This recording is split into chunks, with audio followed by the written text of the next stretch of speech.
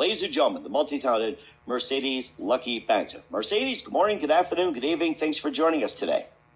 Well, thank you so much. I appreciate all those wonderful words. Well, certainly Lucky as well, too, as by your last name, and very wonderful indeed, Mercedes. You're a multi-talented entertainer known for your paranormal life. You work as a cranial sacral TMJ therapist and featured in the TV series The Dead Files, appearing in various commercials.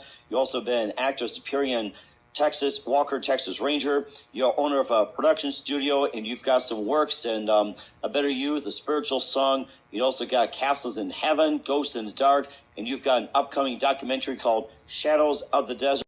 We're going to lead into that. Before we talk about that, you mentioned about Ghosts in the Dark, where you recorded. Now, when you had done Ghosts in the Dark, and you based off the sounds of Ghosts in the Dark, and I was going to just kind of rant a couple of things. What kind of voices did you hear? You know, when you're doing Ghosts in the Dark and some of the paranormal, and that last one caused you to write it. What are some of the voices that you heard? Well, like characters or from a certain time, a certain era? Because I've had hosts before involved in paranormal. Someone said George Washington was speaking to them, or General Lee was saying "get out," or you had Thomas Edison says, you know, something shocking and something like that. So it's like, what are some of the voices that you heard, and what are some of those unique voices and some of the unique scenarios you had been in the work of paranormal? Okay, so with the specific ones that I decided to put in the song, those came from a time when we actually had, this was after Dead Files, this was after we had, well, let's just say we had 3 exorcisms out here. Oh, wow. Yeah, 3. So in between, we would have a little bit of help. And for the longest time, you know, it was like people would they believe me? I don't know. We've been trying for 7 years. So I had all kinds of people helping us for 7 years. And it was, so some of the voices that they caught from the very first time, which we did one of the actual things out here, was the most scariest voices I've ever heard in my life. So I knew we were dealing with bad things out here, but when you actually finally hear something we have a cabin, and that's where it is. And some of it was, I couldn't even understand it. It was like this language that it was some bizarre language, but you could very clearly hear it. And that's why I want to do the documentary, because I want to share all these things. I have never shared it yet. I'm going to share it in the documentary. But one of the voices we heard was this lady, or this, like a little girl, and she goes, "I'm sad," you know, clear day. And there was all these other voices talking it's like, I'm sitting in the room right now, sitting in this room that they were in.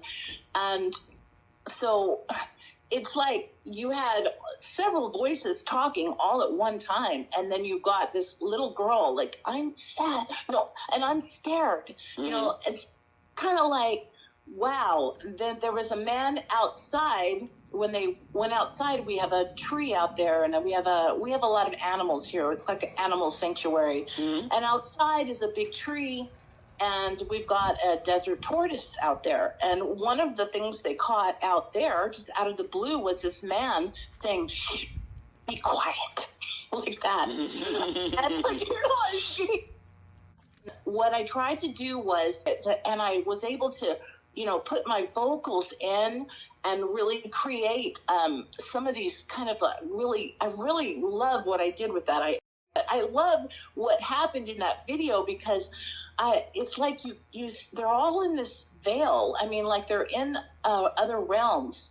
So we had a family here, we've had several experiences, you know, where there's children here.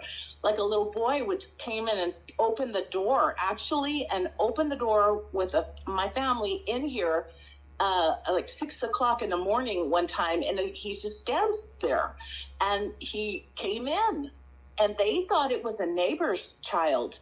And later on that night, my family member calls and says, who was that child? They just came into our room. And I'm like, there was no child on this property. All the gates are locked. We have everything shut. There was nobody here. But that little boy walked right into this place and stood there.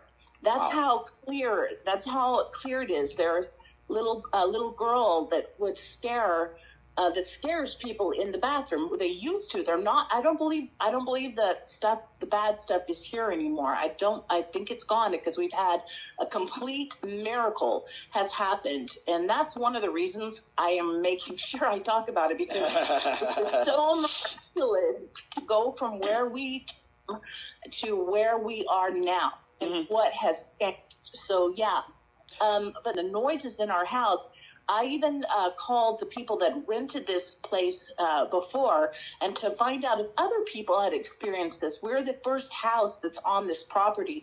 We are the very first house that was on this land out here ever put as a house.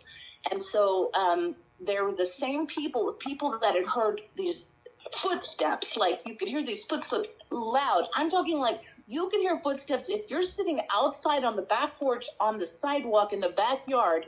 You can hear footsteps stomping through the house, and it's the scariest thing. You'll hear people outside where they would just go, like they'll sing, hey, like a kid's voice. There's lots of kids voices, and kids that are seen giggling, like kids. Basically, from a lot of the healers and a lot of the people that psychics and mediums and shaman and all these people that we've had help us, it has been quite a journey, and I really thought we were going to give up and leave, and because it started to come out, it was really coming after me. So let's say, this is kind of became my work, Mike.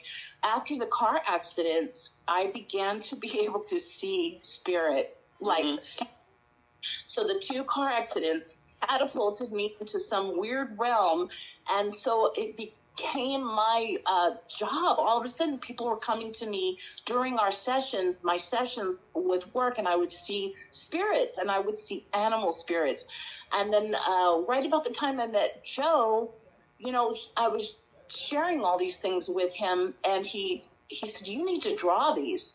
And so I'm like, well, because I kind of doodled, just with people while I was at work. I doodled little pictures. He goes, no, you need to just draw these, Mercedes.